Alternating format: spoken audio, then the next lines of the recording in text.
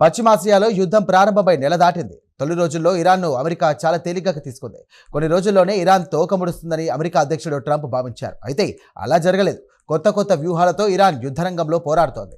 America సైనిక దళాలకు ధీటుగా బదులిస్తోంది. తాజాగా అమెరికాకు చెందినటువంటి నిఘా విమానమైనటువంటి అవాక్స్ను ఇరాన్ బలగాలు ధ్వంసం చేశాయి.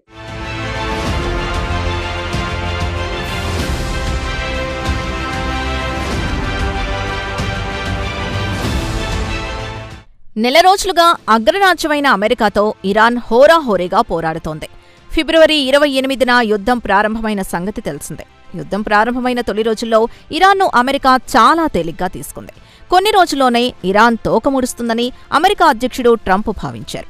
అంతేకాదు, ప్రపంచ పటం నుంచి ఇరాన్ అనే దేశమే కనుమరుగవుతుందని ఆయన లెక్కలు వేసుకున్నారు. అయితే అలా జరగలేదు. కొత్త వ్యూహాలతో ఇరాన్ యుద్ధరంగంలో పోరాడుతోంది. తాజాగా అమెరికాకు చెందిన అవాక్స్ విమానాన్ని ధ్వంసం చేశాయి ఇరాన్ బలగాలు. అవాక్స్ విమానాన్ని E-3 సెంట్రీ విమానం అని కూడా అంటారు.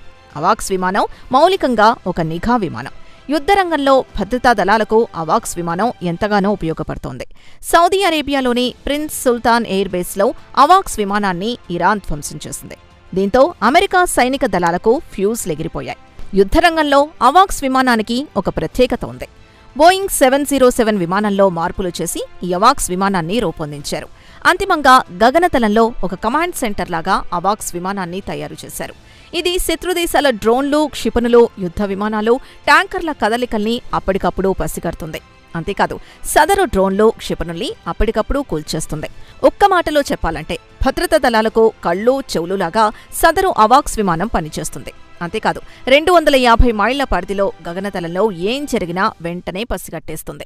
కాగా అవాక్స్ యుద్ధ విమానం ధ్వంసం కావడాన్ని అమెరికా సైనిక అధికారులు ప్రతిష్టాత్మకంగా తీసుకుంటున్నారు. అవాక్స్ యుద్ధ విమానం ధ్వంసమైన ప్రభావం అమెరికా సైనిక దళాల మనోస్థైర్యంపై తప్పకుండా పడుతుందని యుద్ధ నిపుణులు పేర్కొన్నారు.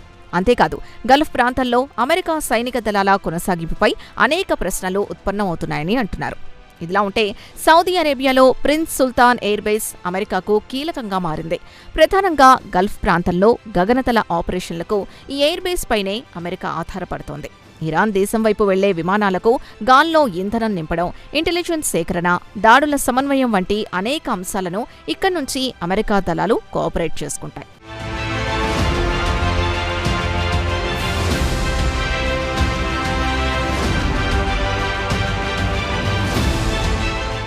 ఈ మొత్తం ఎపిసోడ్లో E-3 సెంట్రీ విమానం కీలకంగా మారింది.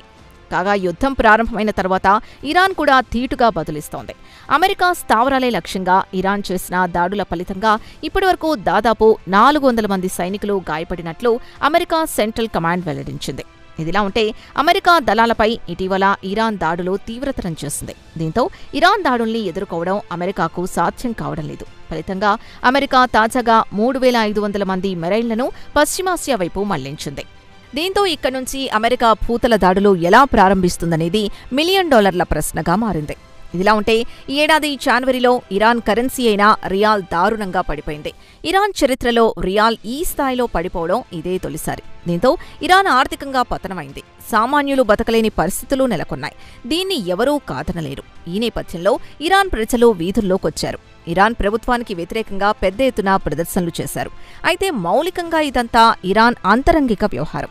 అయితే తగుదునమ్మా అంటూ అమెరికా సీన్లోకి ఎంట్రీ ఇచ్చింది. ఇరాన్ ఆందోళనకారులకు మద్దతు పలికింది.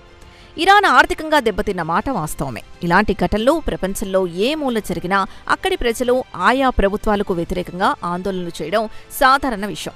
అయితే ఇందుకు ఏ దేశమూ మినహాయింపు కాదు. అయితే సదరు ఆందోళనల్ని స్వేచ్ఛ కోసం ఇరాన్ ప్రజలు చేస్తున్న పోరాటంగా సూత్రీకరించడం ఒక్క ట్రంప్ మహాశయుడికే చెల్లింది. దీంతో ఇరాన్ సర్కారుకు వ్యతిరేకంగా ఆందోళనలు చేస్తున్న వారికి తమ సంపూర్ణ మద్దతుంటుందంటూ వారిని డొనాల్డ్ ట్రంప్ ఎగదోశారు.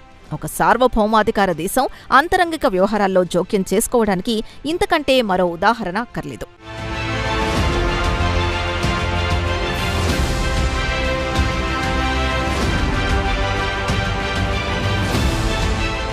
అమెరికా ఇరాన్ మధ్య విభేదాలు ఇప్పటివి కావు. చాలా కాలం నుంచి ఈ విభేదాలు కొనసాగుతున్నాయి. ఇదిలా ఉంటే ఇరాన్ చేపట్టిన యురేనియం శుద్ధి కార్యక్రమం కొంతకాలంగా పశ్చిమాసియాలో హాట్ టాపిక్గా మారింది. ఈ నేపథ్యంలో సాక్షాత్తు అమెరికా అధ్యక్షుడు ట్రంప్ కోరినప్పటికీ అణు ఒప్పందం కుదుర్చుకోవడానికి ఇరాన్ అంగీకరించడం లేదు. అమెరికా తమకు షరతులు విధించడం నచ్చలేదని ఇరాన్ కుండబద్దలు కొట్టింది. దీంతో ఇరాన్కు తమ సత్తా చూపాలని డొనాల్డ్ ట్రంప్ సన్నద్ధమైనట్లు కనిపిస్తోంది. ఈ నేపథ్యంలో ఫిబ్రవరి 28న ఇరాన్పై అమెరికా దాడులకు దిగింది. అయితే ఇరాన్ దేశాన్ని అమెరికా చాలా తక్కువగా అంచనా వేసింది. ఇరాన్ సాదాసీదా దేశం కాదు. అనేక యుద్ధాల్లో ఆరితేరిన ఘనత ఇరాన్దే.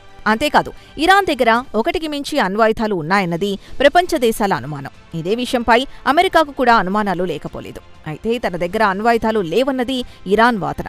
అంతేకాదు, తమ దగ్గర అణుశక్తి ఉన్నమాట నిజమేనని ఇరాన్ అంగీకరించింది.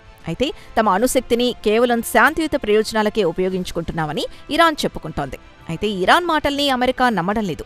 ఈ నేపథ్యంలోనే ఇరాన్పై యుద్ధానికి దిగింది అమెరికా. ఏమైనా పశ్చిమాసియా ఉద్రిక్తతలు ఇప్పట్లో చల్లారేలా కనిపించడం లేదు.